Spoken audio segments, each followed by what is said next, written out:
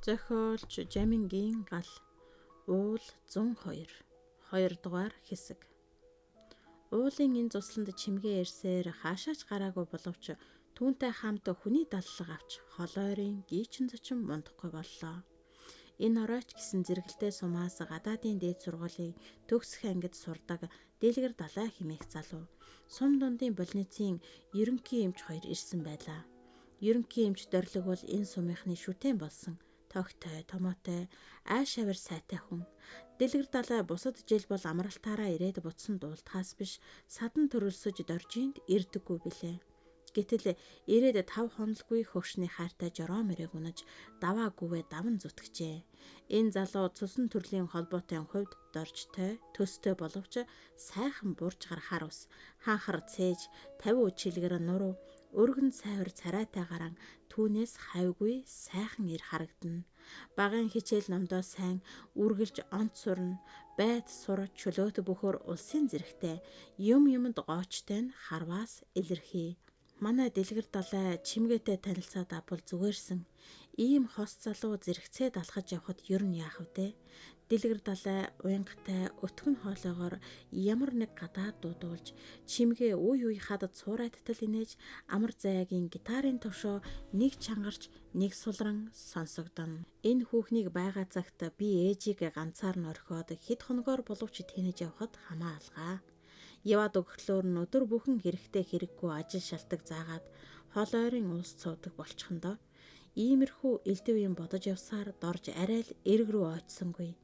Эргэнд тулж зогсоод цус хэмээн өөрийгөө харав.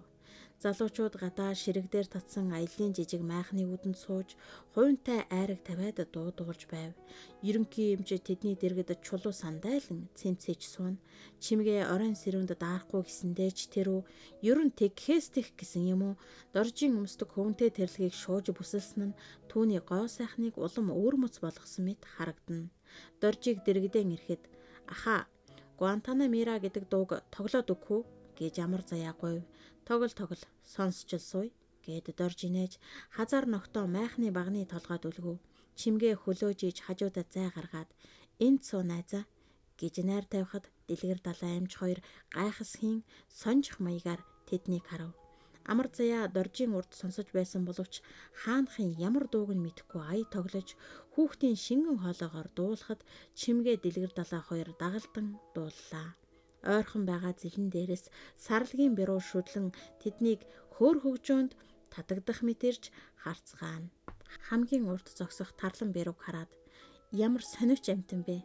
Энэ алагч нь тэр хошуу аминэ гэдэг чимгээ жижиг чулуу хаявал тэрээр нэг их сүйдтэй юм болоод орхисон мэт хуйхран сүүлээ сагсагнуулаад зэл рүүгээ эргэв. Тарлан гэдэг юм шүү дээ хүүхэнгой гэж Дэлгэр Далай тоглоомтой дотн янзаар хэлбэл чимгээ нэг их таалаагүй байрын өнгөөр тийм л дээ гэж товчхон хэлв. Чимгээ ихчээ магнитофоно аваад ирээч. Дэлгэр хаа та нар бүжиг хийлдэ. Би хараад сурч авъя. Тэгээд сонин шүү дээ гэж амар заяа гуйхад чимгээ нэг их татгал заагүй боловч онц таалсан шинжгүй янзтай дуугүй байв.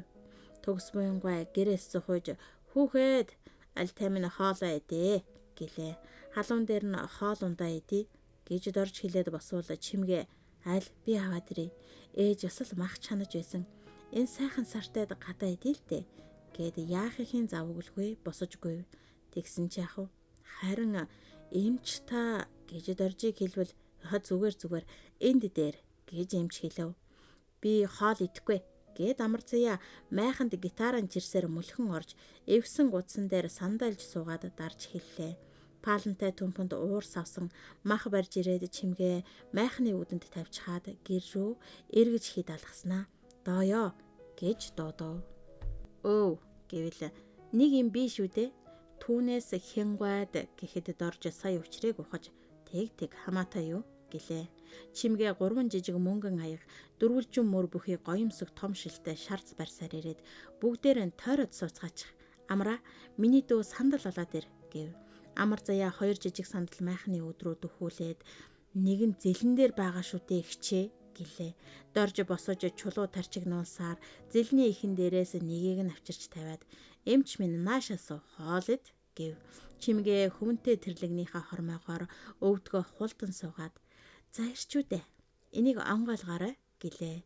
Дэлгэр далай шарсны бөглөөг сурмаг онгойлгоод чимгээ дөрвөл тэр доржид хандан "Өөрөө хийгээч" гэв.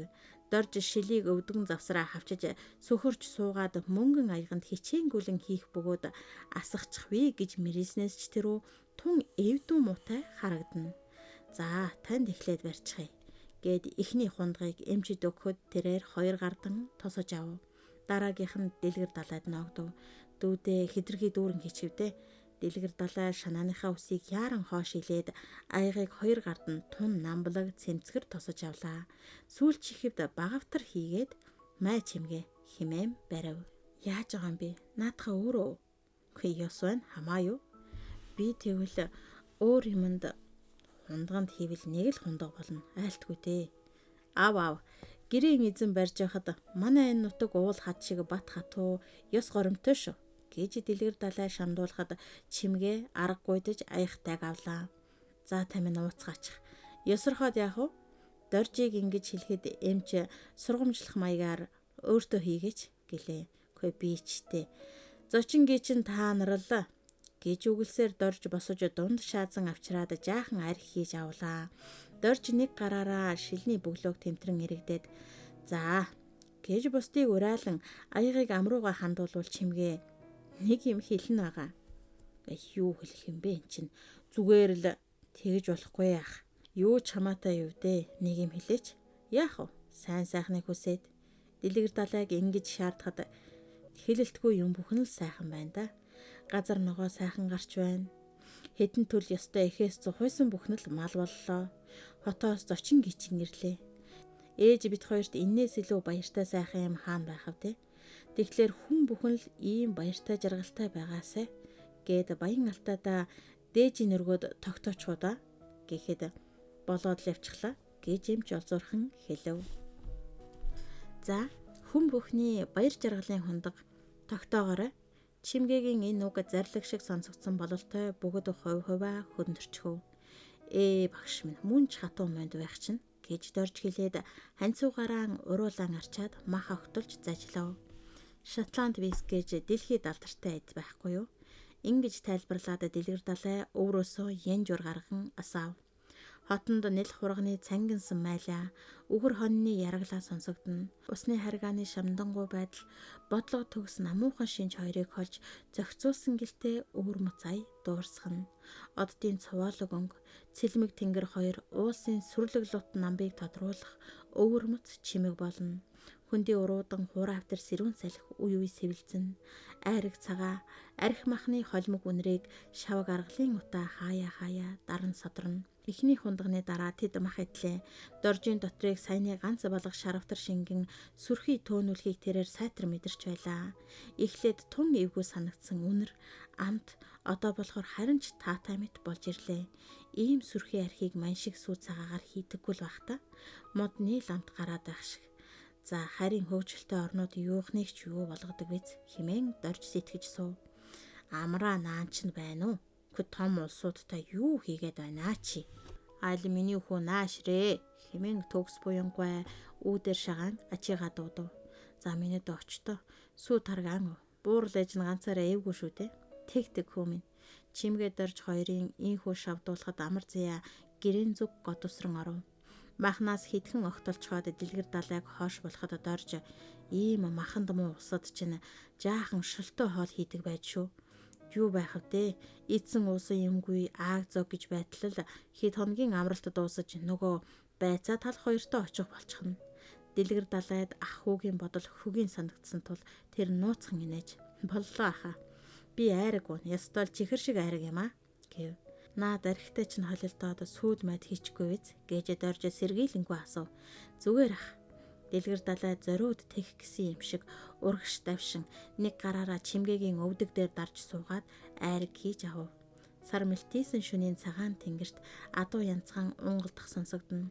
Хаа нэгтээ хадасах шажигнан чулуун өнгөрөхөд хотны ноход яаж зүгээр байх вэ гэсэн шиг хэд гурван удаа ёс төдий хуцаад чимээгүй болж тэдний дуу уулнаас уул дамжин замхарна. Дорж аягнуудыг зэрэгцүүлэн тавьж архи хийгээд хамгийн түрүүнд чимгээд барьж за нэг ая барьчих гэлээ. Ингэн гэж санаагүй суусан чимгээ дуу алдаж яаж байгаа юм бэ гэсэн боловч аягийг хоёр гард нь тосож аваад за яах вэ? Оролдоод л үзье. Архийг нь харин уухгүй болно үсттэй.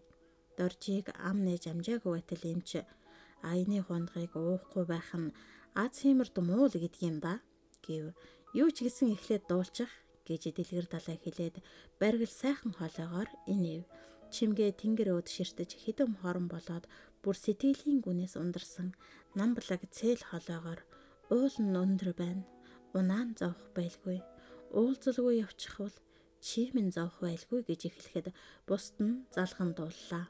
Дорж зөвхөн амандаа гөвтнөн эмч аяыг даган бөхөлцөж дэлгэр далай гэдийн суугаад чөлөөтэй харахгүй дагна. Чимгээ дуусаад санаа амарсан мэт гүнзгий амьсгалахад уулын цэнгэг агаар биеийн хамгийн гүнд ортол нэвтрхийг мэдрэх шиг боллоо. За, шагналыг нь ч тогтоочих гэж дэлгэр далай хэлбэл та нар ч гэсэн эрчүүд мөн адил команд сонссон байлдагч дайтай дуулууртай загинцгаав. За, дүүхүү дуулаарай. Андяг гэдэг нь нагацхыгаан авгаалж байна. Дуурайвалж уртын дууг хадаагаад өгөх ёстойсон доо. Дэлгэр далай өөртөө баахан итгэж ядсан бололтой. Уртын дуу гэхэр чинь л гээд хідэн хором хулгас хийснэ. Алтан богдын шилдэн алтан гургалтай жиргэн энхэн дууны сонинд агт моримын сулдна гээд авч гарахад бусд нь нэг бадаг өнгөртөл чимээгүй байлаа. Тэгснээ дорж залган даглаа. Манай дорж ийм сүрхий дуулдаг юм байна шүү дээ гээд эмч урамших мэт алгаа хооронд нь өрчин өргөж давшив. Магнитмаа авчраад хідэн сайхан дуу сонсох уу гэж чимгээ асуувал хүү ямраа нөгөөх дууч харыгаан аваад ир. Тэр зүйтэй дагаад дуулцгаая. Амар заяа жижиг магнитмаа авчирч чимгээд өгөв. Та нар апаг сонсож ёстой яаль штэ гэвэл чи касетаас олчихоогүй биз гэж чимгээ асуулаа. Үгүй шүү. За болоогүй. Тэгвэл мөн бэ.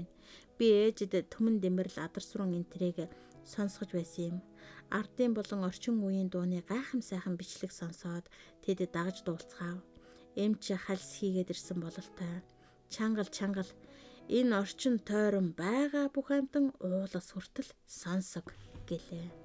Чимгээ дууга улам чангаруулж дуулагчаач чангалав. Тэр бүх аваа нийлээд хаданд цуурайлж газар дор мянган хөгжмийн найралтай хамтаг дуулах шиг үнэхээр сүртэй санаа төрүүлж байв. Тэд шүндэл болтол айраг архиун элдвийг хүүрнэж суусаар байв. За мөн ч сайхан байна гэж эмч хэлээд босож бийц хулалтай холдов. Унтаж амархаа бодох уу да гэж дорж асуулаа.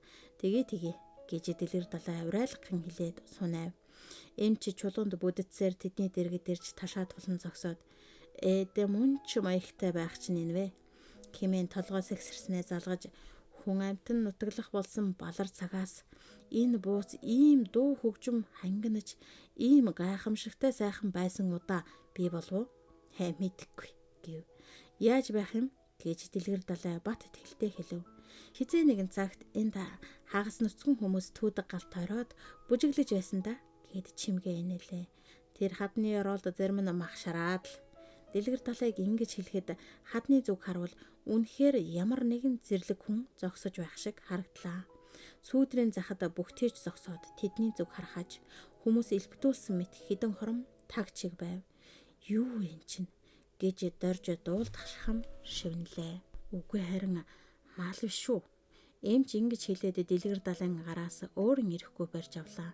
Яана гэд чимгээ доржин араар зүтгэв. Тайван хүнэн ч хүн байна. Тэр харав босоод зогслоо. Нөгөө хүн чулуу шажигнуулсаар нааш талд ороход дорж бушуухан очоод гэр дээрээс бууган авлаа. Бусд нь доржийн ард орон юу гараад ирэх бол хэмээн харсгаж зогсов. Хамаагүй битгий буудаарай ингэж хэлээд чимгээ доржийн биднээ алдав. Буудахгүй гэж дорж итгэлтэй зөөлөн хэлээд түүний далд орсон ганхны зүг хэд алхлаа. Тамнэ намайг аваарай гэх шал зогтуу дугаарлаа. Дорж тачигнтал инээж буугаан гэр дээр тавиад хөөхий улаангуйл байна гэд гүн очиж суугцаар гарч ирэв.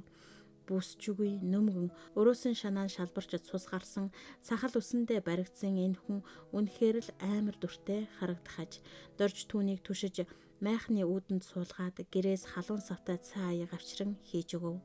Согтуу хүн сөхөрч суугаад галзуу юм шиг бүгдийг нь тойруулан харж шүдэ хавирна. Дамби хаа та халуун цай очиж. Өө чи дорж уу? Иш миний мөөдөө. За ахын ч гуларч явна да. Унган морь эзнээ хээр хаях муу ёр. Тийм ээ. Тэгээд согтуу байхад шүү. Тэр мэгшин уйлсаар аяхтай цайг хүчтэй сорон балгав. Дамби баахан ухаан орж танайд чин лусын дагин нөгөө тэнгэрийн юу ирсэн гэлөө доржоо. Тэр чин хаана байна? Ах нь үзье. Болно үстэй гэв. Таны хажууд л зогсож байна гэдэг дорж инээвэл Дамби түүнийг харж "Ваа, зайлуул. Сайн мэдэгдэж өгөхгүй юм. Тэгтээ миний муу хандааг гүйцэхгүй юм шүү дээ. Нохой долоо" гэв. Чимгээ герт орсноо аяны аптек авчирж хөвөн спирт гаргаад Дамбийн хасарт наалдаж хатсан цусыг цэвэрлэж йод түрхэж өгөв. Эмч түүний мөр цээжийг барилан духан дээрх хавдрыг нь дарж үзээд гайгүй шивдэ. Мориноосоо унчихаа юу та? Миний мөхөөрхөн эмч. Унаад үхээгүйг та мэдэн шүүд. Миний ийлэг одоо бүр шал зүгээр. Ах нь аригч уухгүй л байгаа. Тэгээд 100-ны сар 6 биш. Нохой 7 гэж. Та намайг хот руу тэр архины аймаар эмчилгээнд явуулахгүй биз? За тэгвэл боллоо. Бурхан минь. Хэдэн уулынхаа дунд ах トゥ нараа хийсээд л юу тэгээд намайг явахад намайг хэн хэлж нохойг хэн саахав дээ. Гэхдээ байна шүү. Тэгээд байна шүү. Цусаар урс. Цаг нарийн цаас нэмгэн болж дээ. За яах вэ нохой 7. Муулаан Дамби үхэн л биз. Хэнд хэрэгтэй гэж. Амтан ах トゥ дадшоо болж явах юм. Тийм дээ. Хөөр хийгэж муу ханд минь. Хоёр цэврүү шиг үр минь. Би яагаад тийм болов? Би ямар нүгэл хилэнц хийсэн хүн бэ? Согтууэр дагжин чичирч дахиад л түн өрөвдмөр мэгшин ойлов. Яасан өрөвдмөр юм бэ? Унтвал та гээд чимгээ доржийн тохоор зөөлөн нудрахад тэр хүүхний чихийг халуун амьсгаа хараад төөнөн байж хотод байсан айл. Тэнд ихнэр нь нас барж хоёр хүүхэд нь гэртээгээ шатчихсан юм гинлээ. Санаагаар унаад аргагүй шүхтэй. Согтууг өрөвдөх сэтгэл төрж нүдний нэлмэс өөрийн ирэхгүй гарахад чимгээ хулгаагаар арчив. Дорж халуун цайнд мах хөшгөлн Дамбид өглөө.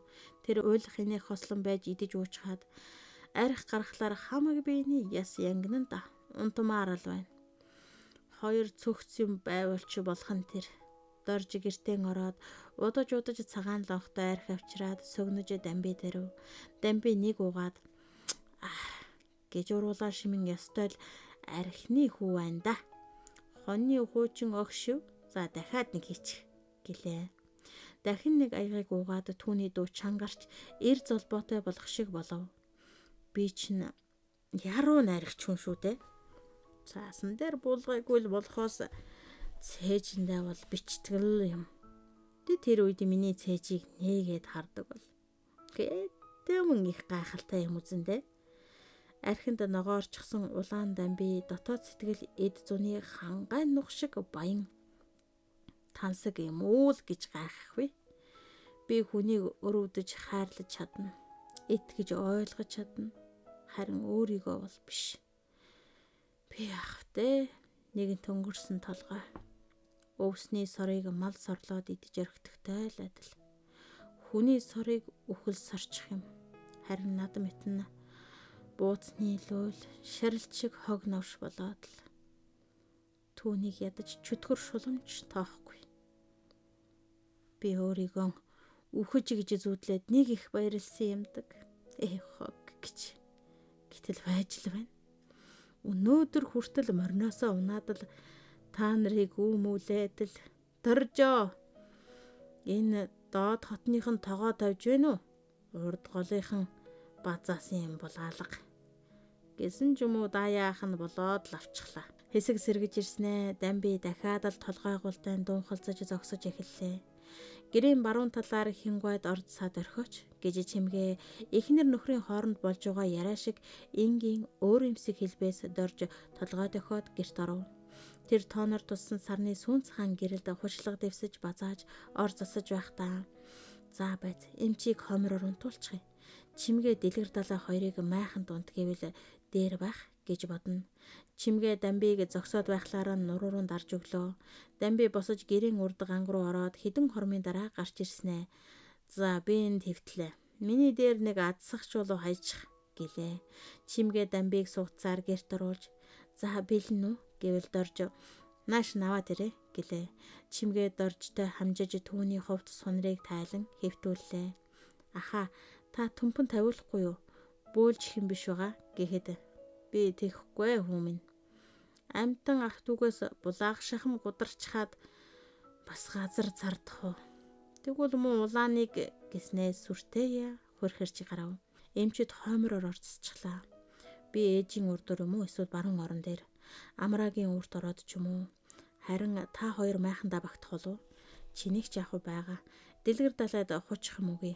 Авдарнаас цагаан давуу хүнжил гаргачихсан. Гэхэд чимгээ төгдөрх мэт хэсэг болсноо. За гэж нэг л итгэл муутай сунжруулан хэлв. Одоо 2 цаг болчиход шүү дээ. Өглөөгүй хураана. Хэдүүлээ уул толгойд гарвал оройтшил таархна. Хөдөөний ажил гэж хачин шүү дээ. Дороосоо ундраад л. Доржинхүү ярьсаар ойр зүрэн юм амжуулж ээжийнхээ хөлийг хүчиж өгөөд гарав.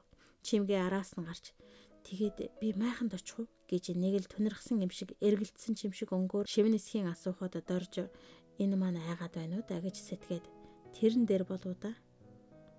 Гэрт унтмаар байна уу? Тэгвэл би гэхэд за зүгээр өөрөө эмчийг оруулаад унтуулчих хэмээн хүндивтэр хэлээд гүйж одлоо. За эмчээ унтан да гэж дорж хэлээд үүднээс дуудаад цавагнаас гарч хідэнгээ авч нэл хурганы пүнзээ ирэхээр явв. Эмч дэлгэр далай 2 айр гууж цагаан логтойгоо нэг залиглаад яриа хөөрөөгөө завсарлаж сайхан нойрсохыг харилцсан өрөөгөөд босцгов. Орондон орсон хойно дорж эмчээ ээжийн маань хөл улмал муудаад байна. Намар тийшээ аршаанд явуулж өгөхийг бодоорой гэхэд тэр болноо. Бололгүй л яах вэ? Болно гэж эмчийн үг суларч үлээсээр нойрсоод өгөв. Доржиж тэгээд таг унтав. Ямар нэг он хөтөл дээр гарах гэдэл морин үргэж зулраад болохгүй. Бууга тотлох гэхэд доорх газар нь хөл тавих аргагүй хийц байхаж. Гинт тэр цочин сэрлээ. Үүдний тэнд хэн нэгэн хүн шуухтны мэгшиж байх шиг. Аргалын дөрвөлж шажигнан. Хотонд зүүдэлсэн нийл хурга ганц удаа цангинтэл малаад таг болохаж. Дорж амьсгал хураан сайн чагналаа. 2 хонцож ээжинч тайван хөрхрөн. Загсаасан сүүний хөөс шажигнан өрөмтөж байгааг бодоход шүн их оройтойгүй бололтой. Чимгээ шивдэ гэж дорж сэтгэв. Юу блэ гэсэн шиг бодож дорж сүрхий цочлоо. Тэр их самгардаж зүрх нь хэвэн биш хүчээр бүх биеийг нь дөрхтөл цохиллоо. Тооноор сарны гэрэл хоймрын авдар дээр тунаж толиноос ойстон тотхон тушаа тусчээ. Яаж байна? Юу болов энэ чинь? Чи юу гэж дорж шивгэнэв. Чимгээ хариу хэлээгүй боловч улам хүчтэй мэгших нь мэдэгдэнэ. Ийм эрт бас хүчргүй дээ. Бас хуйлж байх шиг. Тэгээд чагнуулж чимгээ таг. Түүний амьсгалах нь хүртэл сонсогдно. Би энэ муудаагүй байгаа. Орд ирний эвгүүтээд нойр нь хүрээгүй юм болов? Эсвэл гэр орноо санаад үгүй. Тэгэж дотор автагдаад байгаа бол заавал мэдэгдэх учиртай. Сэргэлэн цовоо, ажил төрөл урамтай, хөгжил наргаантай байгаа ийм хүн ямар нэгэн юмд санааширсан байж яасан ч таарахгүй. Тэгэхээр эн чинь харал гэж манай нөгөө дэлгэр далай золиг зов очихжээ дээ. Тэгснээс л зайлахгүй. За байз яадаг шүү юм бэлээ. Уулын чимгээ цаана ханиггүй бол манай энүүтэй танилцаад авахд алдахгүй дээ. Гэрэл гаргаж унтуулдгүйгээргүй. Шүн яагаачгүй шүү дээ. Чимгээ гэж шивгэнэн дуудвал босол хариу алга. Чимгээ яаж байна? Би чинь зүгээр үз. Алив би гэрэл гаргая. Химэн түрүүчийнхээс арай чанга хэлв. Доржийн үгэнд мөн л хариу өгөлгүй чимгээ сэмхэн босоод үүдэр тойрон баруун орон дээр жигд тайван хөрхөрж байгаа амар заяагийн урт орч хэвтлээ. Хүү цочиж нойроо харамлан шуухтнахад за миний дүү цаашаа хөвт. Их ч нь байна гэж зөөлөн шивгнээд таг чиг болчихов. Доржийн нойр хулжиж элдвийг бодон айх гайх зэрэгцээр арай гэж үүрийн божимрын жиргээтэй залгав. Дорж зайдан морунаад өглөөний сэрүүнээр адуу хөөж явхад эр чадал гаарч энгүү хүчрхэг далавч урагчсан юм шиг унаа биеийг зовоосон уул даваа хүртэл намсчихсан юм шиг л нэг л юрбшийн байлаа. Тэр ганцаараа инээж эсгэрч дуулж хүүхчиг зан гаргасаар гэрийн урд хөдөл дээр гараад иржээ. Уулсын оройд улаан наран тусан хээр хонсон сарын өнгө тунсын хүүхдийн харц шиг сүмгэр болжээ. Дорж морины амийг татаж зогсоод хойд уулын оройд туссан нарыг анх үзэж байгаа юм шиг харлаа. Нар часуулан хизээнээс тод сайхан байхажээ. Гэр хоттой хонин хүртэл улам тод цагаан харагдана. Эргэн тойрон юм бүхэн ийм яруу сайхан, ийм гайхам өнгө зохицоотой байсныг тэр өнөө өглөө л мэдлээ. Гэртээ ойртон очтол гинт усны захын бул чулуун дээр чимгээ сууж байхад тэр давхийн цочлоо. Чимгээ түүнийг харж нөгөө л гайхам сайхан инээ дээр ухтаад хийж байсан юмаа оролдов. Царай нь ялгүй цонхгор мөртөө улам гоо үзэмжтэй болсон мэт үзэгдэв. Урт сайхан шар хонгор усан дал мөрийг нь бүрхэн буужээ. Үсэрхий гэрээн цамсныхаа ханцыг шамлаж цасан цагаан гартаан бараан өнгийн эд барин сэгсэрч харагдана. Тулаад очно гэхэд доржийн зүрх хөрөхгүй мэт байвч юу ч болоогүй юм шиг учиртай сайхан инээд нь түүнийг тайвшруулжээ. Ийм эрт хүйтэн харсанд гараад үрээд гэж бодоход доржийн зүрх шимшрэн өвдөг шиг боллоо. Чүү гэж морой давран ус гатлах хоорондоо юу хийж байгаа юм бэ гэж ойл болохоор хинэггүй байдал гарган асуулаа. Нөгөө хингуан цамцаа. Одоохон би цай уучихсан шүү. Идээд авсыг нь хийсэн. Уудлаад угаарай. Хөө за гээд дорж инээж цааш явлаа. Энэ юу н ямар хачин амтан бэ? Хөөрхий. Дамбигуун цамцыг угааж суудаг. Хүн бүхэн ийм байвал доржийн бодоод толгой сэгсрэн ганцаараа инэв. Тэр унах чагтлах хоорондоо болсон явдал нэг л итгэж чадахгүй байгаагаа мэдлээ. Лав нойр мөлөж яваад л эсвэл зүүдлээд хон хургаан зүүдэндээ бэлчээдэг хүртэл байдаг үсттэй гэж бодлоо. Дэлгэр далай нойрмог царайлан нилээд гэрвссэн байдалтай энэ тэрийг ярилгүй морь барилцлаа. Аха, би өнөөдөр буцнаа гэж түүнийг хэлэхэд дорж чихэндээ ч итгэсэнгүй. Буцхаа гэвэл даада гэж орсоор хэлээд морой шууд имэйлж гарчээ. Дорж түүний дэрэгдүр өнгөрөхдөө зогтс хийж нэгэнт ирсэн юм чинь хэд гаруй хонохгүй явда. Ээж юу гэх бол гэвэл цаа яах вэ аха. Ер нь энэ жил хоног хугацаа богино шүү дээ гэлээ. Дэлгэр далайн гинт явах болсон нь төгс буйн тухайд нэг их таатай санагдсангүй бололтой. Яаж байгаа тарих вэ? Ганц ч бол үнжүүд явахгүй. Ер нь одооны залуучууд намбас хуургүй болсон гэдг нь гэж өглөө. Сайл сүүний өмнө дэлгэр далайд гурилтай хоол хийж өгөөд явахын даваан дээр хурганы хідэн элцэн арс барьж одоогийн та нарч өстэй хөрстэй юмны хэргийг мэддэг хүн гэж байдаг ч юм уу да үгүй ч юм уу. Дэлгэр далай явахыг завдан гарахад үнэ саагаад агар хувинтай сүү барьсан чимгээ орж ирэхдээ золтой л мөргөлдчихсэнгүй. За баяртай. Тэр орж ирээд сүүгээ ширмэн тогоонд шүүж хизээ язаны сайлчин авгаа шиг зан гарган төгс буйн тухайд хандаж ээжээ өнөө өглөө өхрийн төлөө муу байх чинь цагаан гунж тогтож ядаад олигтойч саалгасангүй гэж ярихад цаадах нь аргагүй хүү минь бороо орох гэхээр л өхрийн дэлэн муудаг юм шүү дээ. Аль чимгээ минь унд цай ууж үз. Энэ хөгшин хөвөө хоёр босох болоогүй юм болов уу? Халуун галдад толгой тархин өвдөх үедээ гэлээ. Амар заяа өндиж сунааснаа инээж өмнөрөө унтаж буй танихгүй хүнийг харан пүүх энэ хин бэ гэж дуулснаа чимгээ агш та юу инээдтэй харагдаж байна. Бүүрлээжийн алчуур таныг хөдөөний хүн болгочихжээ. Хүү та шүн миний уурт орж ирж унтсан уугүй юу гэхэд төгс буйнд инээж зүүдэлсэн байлгүй дээ миний хүү. Гүүж очоод усан дээр нүрэ угаачхаад ир гэлээ. Амар заяа хачин чанга хөрхрөн унтаж бүхий үл таних хүний хуузтай улаан нүрийг гайхан харсаар өмдөн углаад гарч ирэв. Амар заяа ус руу явах гэснээ өчигдрэн ирдэг аах явах бололтой мориндоо мордчихсон. Дорж ахын түүнд ямар нэгэн юм сүрхий амжилах байдалтай ярьж зогсоход сонирхон гүйж хөрөв. Аха, явах нь уу? Манайд байхад уйдаад байна уу гэж амар заяа хүүхдийн цагаахан сэтгэлээр асуувал тэгнэ. Заахан нэг үнсчи Гээд бүхийж хүүгийн сэгсэр бор толгойг үнэрлээд сайхан амраад очоорой. Ажил сайн хийн шүү. Би ээж авд чинь чамайг сайн магтнаа гэв. Оюуна эгч таныг хойноос ирээгүй байхад манай руу байс хийгээд утастаж асуудаг байсан. Та уулзсан биз дээ? Дэлгэр далайн нүүр ялгүй улайлган сүмиснүүдээр шаргал ухаавд тогтуухан өгсөж яваа хоныг харан уулдсан гэлээ. Дорж ногоон цамсныхаа ингэрийн халааснаас шинэхэн зуут гаргаж Сүхбаатарын зурагтай талыг нь дээш харуулan байж дэлгэр далайд бариад за миний дүү сайхан амраад буцаарай. Ноос ус өнгөрөөд завтай болохоор намайг очноо гэж байна гэж дадаад хэлээрээ. Дэлгэр далай жороо морныхоо жолоог өргөсхийн дэгэлцтэл алхуулан хөдөлтөл төгс буйнд чимгээ хоёр гэрээс гарч ирэв. За дахиад бүгдээрээ баяртай.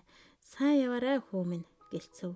Дэлгэр далайг далд ортол тэд хараад гэртэн орохгүй даваан дээр төгс буйн тухай чимгээд их л аминчлах байдлаар үхснээс үлдсэн болоод ч тэр юм уу. Манай энэ мүзээ багийнхаа юмд гаажтай юм шүү дээ. Амтны цагаан хэл амнаас л айх юм. Гэхэд хүүхэн эмэгний үгийг шоолох мэт нухстай энийгээд ээжээ үхрээ гол өсөөч хөө гэв. Цаад бор толгойд чинь туг. Миний охин унд цагаан уу. Амрах гэж ирээд л борив бох сийлгүй буцвал ямар сайн байх вэ гэж чухам хүү төрсөн ганц охиндоо хандах их хүний энэрл төгс сэтгэл шингэсэн өнгөөр хэллээ. Дамбигоос ирж дээлийн нөмөрсөөр гарч ирээд ёстой л үүд болтлан унтаж үхрийн дуунаар сэрлээ да буяа агчээ. Согтуу толгоо муу цамцаан тайлаад хажчихсан юм бах та гээд сүрхий ханааж хахад цацав. Чимгээ олон юм хэлэлгүй түүний хар цамцыг авчирч өглөө. Одоо л эрүүл хүний нүдээр дамби чимгээг хараад нөгөө охин чинь ивэ минь гэж ийм сайхан амтан энэ хөтөө ирж тос усан тудгалдаж явж байх гэж. За хүү минь тэгээд манай нутаг ямар байна? Гайгүй л байна. Арваад алхмын цаана тарваг гарч ирээд өчргүй хошигчж гарахад бит хоёрыг холд гэж байна. Шууд л загнаж байна гээд чимгээ нэлээ. Тарваг ер нь загнах дуртай амтан шүү. Тэр нь аминдаа гай болдгийг мэддэггүй юм гээд дорж дайлангийн үдээсийг яарамгүй тайлж хуванцар савтай шингийн юм гаргаад хүүхэнд өгч юм идэхүү гэхэд чимгээ савтайгаа ховдглон залглангаа үгүй гэж толгой сэгсэрлээ. Доржийг харахад ядарч цангасан шинж юр алга байв.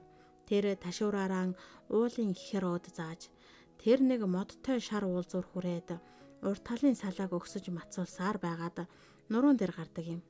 Өгсөх тусам газар сайхан ан амтан чих болно.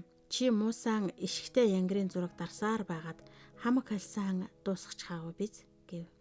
Хальт зөндөө би харин тийм өндөр дээр гарах хэрэг байна уу да? Тэр их мөстэй хавцал орчим очиж хэсэг байж байгаад л буцна байгаа. За тийм дээ. Одоо үд нэлээд өнгөрч байна шүү. Чимгээ цагаа харвал 2 болж байлаа. Чи урд чин намайг галзуурсан гэж санаагүй биз? Үгүй л дээ. Дорж төрүүлгэн харж хөвтөөд өвс авч зажлангаан чимгээг хулгайнуудаар харлаа. Түүний хацар хонхойж уруул нь үл мэдэг өмөлцөн нүүрэнд нь эрүүл цус туяаран ухаалаг урсгал харцаараа тэр ямар нэг гайхам нандин зүйлийг өгөөлөх мэтэж найзаа би чамд өөрийнхөө тухай ярих гэсэн юм болох уу? Бололгүй л яах вэ? Бүхий л хов заяа амьдралын утга санааг тодруулсан ямар нэг онцгой яриа болно гэж дорж зөнгөөрөө мэдэх шиг болоод байснаа ийхүү хэлэхэд нь за одоо л гэж бодоод би энэ ширвэтэн түгших шиг боллоо. Чимгээ туйлын үнэмшилтэй байдлаар бүр сэтгэлийн гүнээс ярьж эхлэв. Дорж мордын амгаа жингнүүлэн өвс хазах, богшрох шулганалдах, горхийн ус хоржигнох, хаяа тас бүргэдийн далавч агаар шуугуулн зүсэж өнгөрөх, хол ойр тарваг зурмны хошигчих зэргийг ч сүултэн сонсхийг болж сэтгэлийн гүнд шившрэн шингэх ярианд хамаг оюун нь эзлэгдэжээ. Миний хувь заяа их ербшин юм. Их маань намайг 6 настайд өөд болчихсон.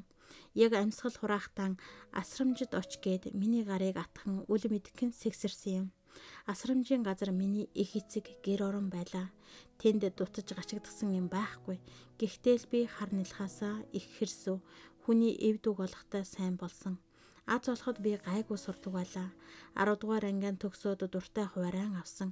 Миний гэр орны хогчлыг зараад хадгаламжид хийсэн байсан 20 гаруй мянган төгрөг байв. Бүр 9-р ангиас эхлээд нэг залуу намайг эргүүлж, тойруулж гүйдэг байлаа. Тэр 10-р ангийн сурагч нэртэй том эмчийн ганц хүү. Ээж нь нэг яамны хилцгийн дарга. Намайг бодвол их эцгийн хайр дутаагүй. Эрх тань хөссөн, юмд хөнгөн хийсвэр, ул муутай хүн байв. Тийм болохоор би ердийн танилаас илүү харилцаа тогтоохыг бодоогүй. Багш нарч тэгж зөвлөсөн. Аав ээж нь хөөцөлдөж байгаад хүүгэн миний очих хот тэгтэн өөр сургуульд шилжүүлж чадсан юм. Уул нь оюун болд гэдэг тэрхүү бие биелдэр царай зүс сайтай, юмд гаажтай.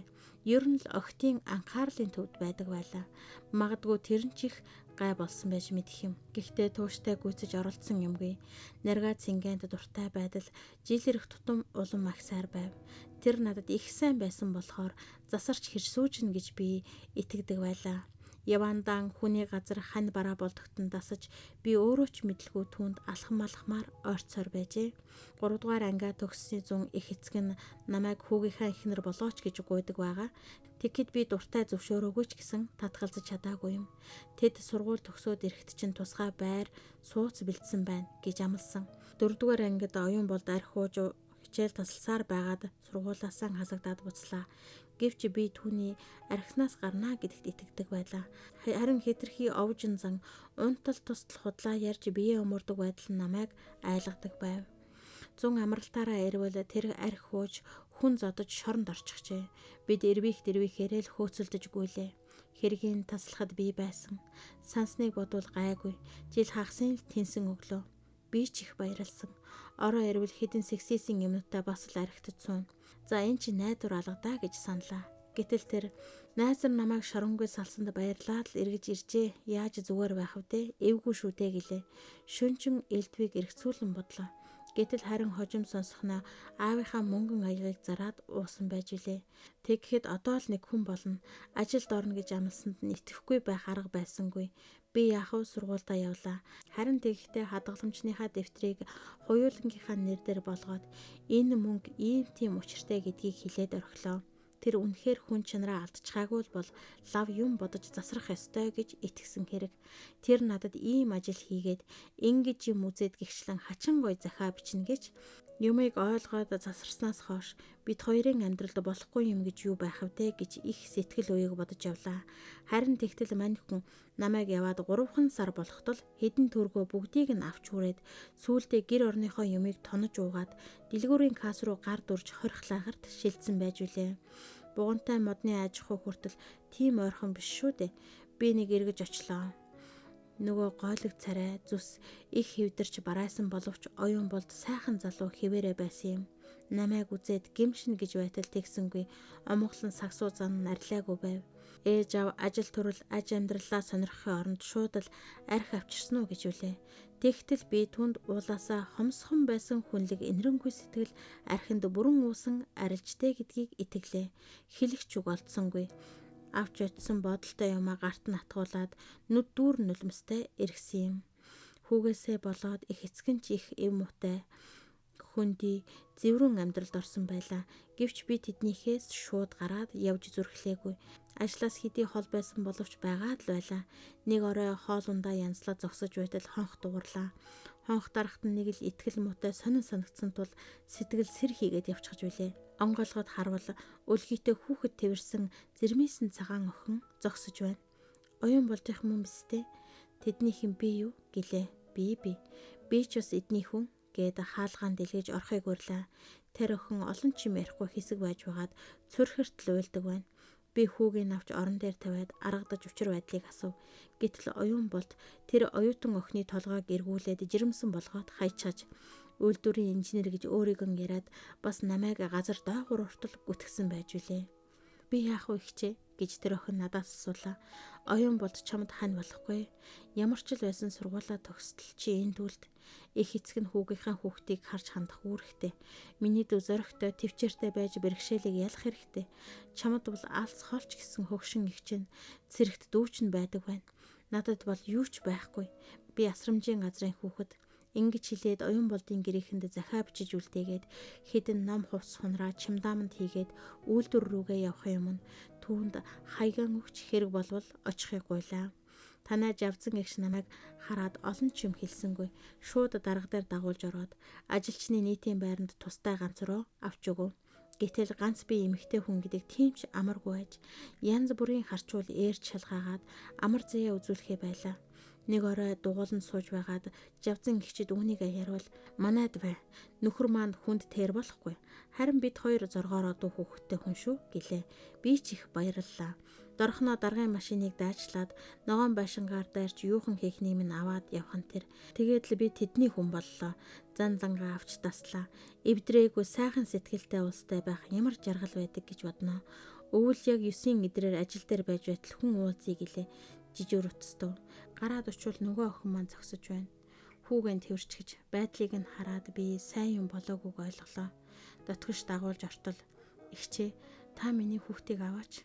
Тэднийх намайг хөөгөөд байна" гэхин тэр цэвдэг улсад гомдож хоолойн зангираад дууч гарах юм болцсонгүй. Ерөнхий инженертэй уулзах гэсэн хүмүүс үүдэнд нь зөндөө байсан хэрн шууд дайраад л жавзан гихчийн өрөөнд ороод явчихлаа. Тэгээд гурвуулаа уйлдаг байгаа. Эмэгтэйчүүд бид нэр энэ талдаа хүнээс тусламж ирэхгүй ус шүү дээ. Жавзан гихч унаа дуудаж ажлаа хаяад гарсан шүү. Надад өгсөн тэр хүүхэд маань одоо тэднийх болсон доо. Тэднээс охин жөстэй ам шүү дээ хөөрхий. Ийм усын гар дээр очисон хүүхдэд санаа зовох хэрэг байна уу да? Нөгөө ахын хүүхэд өргөж авсан гэдэг чинь ийм учиртай юм уу? Зургийг үзэхэд ёстой цэврүү шиг охин байна лээ дээ. Дорж ингэж шивгнээд нулимсаан барьж ядан хэвтэв. Чимгээ хэсэг чимээгүй болж уулын орой дээгүүр цэв цэнхэр тэнгэрийг ширтэн санаа алдаад. За миний амьдралын драмын 1-р анги гэвэл энэ. 2-р ангийн би одоо эхэлнэ. Тэгтээ санаанд оромгүй яруу сайхнаар өөрийн бодлоор шүү гэж ёс төртэй бардам байдлаар хэлв. Тэгснэ яах бол гэсэн шиг доржийг анхааралтай ширтээд уулын орой дээр хонгор морьтой бүү үрээд алсыг ширтэж байгаа чамайг зургийн цомог дотроос олж хараад уул усны эзэн амьдрал жаргалын түшиг үлгэрийн баатар шиг сайхан гэрээ хэмээн биширчвүлээ. Чиний ажил үйлс амьдрал ахуй дүр төрхийн тухай мэдлэг маань улам бүр баяжсаар нэг үгээр хэлэхэд би чамд ичнээ дурлцсан юм. Сэтгэл совин маань намайг хуурсангүй. Энэ дэрсээр чиний дэргэд би хязгааргүй ариун үнэн дурлалын гайхамшигт манан дунд хөвж байна. Гэвч чим надад яаж хандахыг би мэдэхгүй. Намайг чамтай хамт насан турш аз жаргалтай амьдруулж өгөөч гэж би бурханд залбирсан ч бэлэн байна гэхэд хөгшин борлогомор үнэн шүү хөөрхий гэсэн шиг эвшэн шилгэлээ. Дорж чихэндээч өөртөө ч үл итгэнэ. Юу гэж хэлэх, яахаач үл мэднэ. Үнэмшхийн аргагүй, байж боломгүй. Хэтэрхийх аз жаргал түүний дээрээс уул адил дарж ухаан сөхөөг нь алдуулсан мэт байлаа. Хэрв унсан мордон дэргэд идээшилж нутгийн уулус хүрээлэн байгаль хорвоо танимхайран мишээж байгаагүй бол тэр болж байгаа үйл явдлыг зүүд хэмээн сэтгэх байсан биз. Дорж өндөж суугаад хөрслөг хүрэн бор нүүрэндээ хүүхдийн гинэн дүүлгэр инээд тодруулан байж чимгээг удаан гайхан харлаа. Энэ чинь үнэн үү? Тийм ээ. Ямар хачи юм бэ? Юу тэр вэ? Чи надад дурлаж гэдэг чинь. Үннээ хэлэх сайхан шүү дээ. Үнэн л бол. Тэгтээ би юу? Чи өөр хүнтэй гэж юу? Үгүй ч. Харин хөдөөний над шиг дорж минь битгий тэгж яар. Би чамаа гангуй. Хайр сэтгэл бол агуу зүйл. Хүний амьдралын бүх юм энд багтах ёстой. Хүн хайрынхаа төлөө гэтлэшгүй гэтлэхэд бэлэн байдаг. Нэг нь хөдөөнийх, нөгөө нь хотынх, нэг нь малчин, нөгөө нь сэхэтэн байсны улмаас чи бид хоёрын хайр сэтгэл талаар болж дахин үлдэлгэрэх нандин сайхан цэцэг амьдралын аар сар зүйлийн хөлд гიშгэгдэх гэж үү дээ. Тэгвэл хамгийн арчаагүй үхэн цэрэг болно. Ийм юмыг хинч твчих ёсгүй. Хорвоод хүн болж төрснөөс хойш сохроор хандах эрх надад ч чамд ч байхгүй. Чимгээ босоод доржийн дэргэд сөхрөн сууж хүзүүгээр нь тэврээд нүүрүүд нь хайр итгэл гэрэлтсэн халуун харцаар ширтлээ. Сэтгэл нь их хөдөлснөөс цээжин биеийн түнхэлзэн хамар нүргсэн унгных шиг сарталзаж байв. Дорж ажилд боргосон эв хав муутай бургал гараан гайхаш тасрах мэт хараад чимгээгийн хун цагаан хүзүүнд итгэл муутайхан ойртуулахад хамаг биенийхээ хачин чичирч байгааг мэдлээ. Горь хөгжилтэй хоржигнан, шууд баяр хөөртэй шулган, морд тайван таатай байлыг багтсан мэт хаяа туриглаад ногоо зулгаасаар уулзсан хоёр өнөөдрөл чухам би биеигээ жинхэнэ ёсоор тэврэн авсан мэт эргэн тойрон өнгө зөгцөө төгс байлаа. Шин оргил нэгдлийн төв сүрхий тогтсон суурь юм. 10 жилийн сургууль, сум дундын больниц гээд хэдэн давхар барилгатай. Удгаас усалж байж ургуулсан улаас бургасголтой ногой модондууд ихэнх байшингууд умбан нар салхинаас нуугдана. Мянган мод гэж нэрлэдэг гол цэцэрлэг нь шувуу хүүхэд хоёрын шүүган шулганаанаас үл хаагцсан. Өсөж өндийхийн өнгөс үргэлж тэмүүлэх дотоод хүч харваас илэрхий. Мянган модны өнцгөр нэгдлийн даргаыг гарч ирэхэд конторын довжон дээр сууж байсан орлогч нь ухсхийн босоод ухтангүй. Лав нэг юм болж дэ хэмээн сэтгээд дүнчээ түүний царайг ажиллаа. Гэтэл тайван хөгжөөнтэй байхаж нэгдлийн орлогч Лувсанбат нас 60 гарсан боловч гайхам шалмаг үүртэж түүртгийг мэдэхгүй гялалзаж явдаг болохоор нь гүйдэл лууя, салхин лууя хэмээн нутгийнх нь хочлох билээ. Нөгөө хөндөр чожил тантай уулзвөө. Тэмээч нү? Үгүй. Яста сонин юм болоод байна дарга минь. Сонин юм аа. За манай өрөөнд орох уу да. Дүнчээ ширээний ард тухлан сунгаан тэмдэглэлийн дэвтрэн дэлгэж орлогч руугаа асуусан харцаар ширтэв. Лувсанбата хан дагуу тавьсан зөөлөн сандлын нэгэн дээр өнцөг төсхийн суугаад өндөр чойжил түрүүн над дээр орж ирээдээ. Дорж хүүгийнд ирж амарсан амтныг шуугаад байсан өнөө хүүхнийг чинь дагуулж явах юм. Дүнчээ дэвтрээ чанга их чинь хамхиж тэгээд яах гэж хүүхнээ дагуулна уу хэнийг дагуулна уу танд ямар хамаа байна да. Үтлэх тусмаа саваагүй болоод гээд инээвэл тэр чин манай доржтой сууж байгаа юм байна. Зүгээр ч үгүй нэгдэл дэрж за бойлж үз та. Тө өндөр чойжлыг мэдэхгүй шин хойтчил явахгүй юу? Хаанаас дарга минь Лувсанбат ухсхийн босож ирлээ. Тэгээд хурим найрын асуудал босоод ирээ юу? Үгүй л дээ. Тэр ирэх хавраас биз. Энд ирж суун гэдгээ хэлээд ажил төрлийн талаар л тантай тохирох гэсэн юм байна. Бүрөө. Тэр хотын инженер үү? Нэг малчин харахуг гээд энэ уул говь дунд дүнчээ үл итгэх байдлаар толгой сэгсэрч шогширно. Бүр өөрөн ирж хэлсэн шүү. Би жолигтой хончны минь нэгийг аваад арилж өгөөд баярлаад л ирж байвал ажил төрлийн өвчөр олдноо л гिचглээ. Гэхдээ сүү цагаан идэаны инженер юм болохоор эрх зүйн нэгдэх цех маань эзэнтэй болно л гэсэн үг. Тэгэхээр ёстой захтансан газар маажих шиг болохгүй юу? Цайлан харин багада. Үйлдвэр санхүүгийн төлөвлөгөөнд 650-аар хийгсэн гэсэн чинь багдахгүй л гэд инээж байна лээ. Үнэн бол манай доржич шаггүй юм да. Тун сайхан хүүхэн гэсэн биз дээ. Ёстой өөлөх юм алах. Та уулзал да. Довдон жолооч аймаг явах гээд аж ахуйн хашаанд ачаа авч байгаа. Хамт явах юм тэнд очихтол уулзан да. Тэгээвэз. Манайд ийм их хэлэхтэй юм бол уулзалгүй яах вэ? Намын үрийн дараагаа семинарт явна. Тэргэн зайтай. Гингүүт дүнчээ толны өмнө захаад саад шууд гарлаа. Цэнхэр торгон дээлтэй өндөр хүүхэн дүнзэн дээр сууж хоёр чамдааны дэргэд чоожил ханхайн зогсно. Тэрээр за дарга тавтай биз. Нөгөө манай нэгдлийн дарга дүнч байгаа. Харин энэ хүүхэн бол шинэ оргил нэгдлийн шинэ бэр байгаа юм. Чимгээ нүрээ ялгүй улайлхан үл таних хэрийн зүг гараа сунгангаан. Таны тухай би дуулсан гэлээ. Нэгдлийн дарга жаварлаг харцтай хөрөн нүдэ залжин ирмэж. Бэр бол бидэнтэйгээ үлдэх ёстой биш үү? За амралт аль зэрэг тавлаг өнгөрөвдөө гэдэг сонжин харав. Энэ яггүй байрын эртээ яаж харилцахаа мэдэхгүй ялгүй тулгамдсан чимгээ. Баярлалаа. Тантай уулзаж ярмаар байсан. Гэвч одоо арай ингэж буцах гэж байгаа юм биш үсттэй хэмээн дүнчээ огт мдээгүй сарайтай асуулаа. Маргаашийн онгоцоор явалгүй горгүй болоод байна дарга минь. Дөрөв гэхэд эндээс 69 гарна. Түүгээр яв. Таныг онгоцон суулгаад өгөө гэж би хүмүүстэй захив.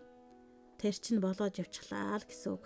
Харин би дорж жанжны даалгавраар эхнэрийг нь аймагаас өдөх учиртай. Чойжлыг ингэж хэлэхэд хөөхөд инээхэд багтана. Чойжилчи чамдаануудаа авчих. Хідүүлээ буудалд очие. Тэндэн амарч ярьж хөөрий гэж дүнчээ юмны эзэн сумны зан гэсэндээ итгэлтэй байдлаар өчлөө. Гой хүүхний уулын согоо шиг дүүхэлдсэн алхааг хулгайгаар шохоорхон явсан дүнчээ Ээдээ энэ хотын сайхан амтан манай энд ирэх нь юу л болдоо? Ирлээ гэхэд идэж шитлээ хоол биз гэсэн яггүй дүгнэлт хийж явлаа. Дүгнэлт нь ихэнхдээ ондог болохоор тэрээр нэг их эргэлзсэнгүй. Гэвч энэ удаа дүнчээ оноогүй юм гэдгийг уншигч доорх загтлаас бэлхнээ мэдэж болохгүй юу. Амар заяа их гавья байгуулсан дайчин гэрийн шинжтэй нүдээ цогтой гэлэлзүүлэн цих шулан алхаагаар орж ирээд барьсан загтлаа дээр өргөн найзуудаа үүрмэг маань ихрэлсэн байна. Чимгээ ихч ирэх болж хэмээн хашгирлаа. Тойрч зогссон хөдөн хүүхэд гайхацгаасан боловч учрыг асуух зав өглгүй. Дэлгэрмаа хэмээх өндөр цагаан охин өлмий дээрээ зөөлөн үсрээд загтлыг нь шүүрч цонхны тосон дээр сандалан суугаад уншиж гарав. Цаг сайхан байна. Дорж их хурлын депутатад нэр дэвшсэн. Ээжийн хөл бүр аваа шүү. Дамбигой архи ухаан болоод манай сүрд туслах ончин болсон. Хонь хариулахдаа хичнээн дуртай гэж санана. Би Якут явах аймгийн төлөөлөгчдийн бүрэлдэхүүнд орсон. Хорд жаахан гаргаад очих байх. Гарахтаа уцаар ирэмц. Би энэ жил эрт дулаарсан болохоор үйлдвэр гэр хоёрын хооронд мотоциклоор явж байна. Сайл сайтай байх төлөвтэй. Тиймээс үйлдвэр дээр бэлтгэл ажил тун их. Жаргал цэцэрлэгтээ яваад л байна уу? Одоо их том болсон доо. Би түүнд хэрсний арсаар дээл хийсэн. Лав их сайхан зохиндоо гэж бодож байна. Өөрмөг чинь ихэрлэж хоёр хөөрхөн амтан гаргасан. Өөрмөг гэдэг чинь юу вүлээ? Бидний цуглуулсан нөгөөх талхны өрмөгийг идэж онд орсон өнчүү хураг. Өөрмөг бахта яах вэ? Өрмөг нь дуртай болохоор л буурал ээж тийм нэр хайрлсан юм. Хураг юм бол хургал гэхгүй. Одоо бор нүдэн цусаг болчихгүй юу? Чимгээ чинь чиний яагав? Эдний дэдэг нөгөөх сайхан зантай гоёгч. Яг үнэн. Одоо дорж ахын ихнэр нэглийн цагаан идэ боловсруулах үйлдвэрийн дарга. Тэгээд инженер. Сонинд зураг нь гарсан та нар үзээ биз дээ. Ирэхээр нь ангидаа яриа хийлгэнэ. Чиний зун очдог айлын хүнийг дорж гэдгүү. Яг үнэн. Улсын авраг хончин. Мундага хөдөлмөрийн баатар болох болов? Яг болно. Шин оргил нэгдлийн дорж гэдэл гараад ирэндээ. Хоёр ихэр хурган бас үүрмэгэнд дуртай болно доо. Чи бэн шүү дээ. За байц. Хуримтлал баялаг гэд нэр өгчихгүй. Баялага чихрийн нэр шүү дээ. За болоочтой харин гоё нэр шүү дээ. Үүрмэг нэгдүгээр, үүрмэг хоёрдугаар гэх юм уу? Бүгд үүрмэг. Багш. Юун өөрмөг вэ хөхтүүдээ? Бор нүдэн засаг. Ихэр ураг гаргасан. Хоньны нэр шүү дээ. Бидний нөгөө цуглуулсан өрмгийг эцээр байгаад тийм нэр авчихсан гинэ. Тийм үү. Хөрмөг гэдэг чинь хонь тэгтээ бас ихэр хураг гаргадаг юм биз дээ. Одоо хичээлдээ орё хөхтүүдээ. Тасалгаанд нам гүн боллоо. Багш заншил ёсороо үсээ хоош илээд хойноос нь эхлээд бүгдийг нь тойруулан харлаа. Хүүхэд бүрийн нүдэнд хөдөөх шохооргсон өвөр мөц хүсэл үзэх мэтхийн их тэмүүлэл гэрэлтэн байгааг тэр олж харлаа. Жижүүр хэмбэ? Би багшаа. Амар заяа партныхаа тагийг тас хийтэл чанга хаян босож ирэв. Бүгд хичээлд ирсэн тухай тэрээр багшд илтгэхдээ цонхоор нь цасан дөнгөж ханзарч эхэлж байгаа мод дуулын оройг ширтэн байв.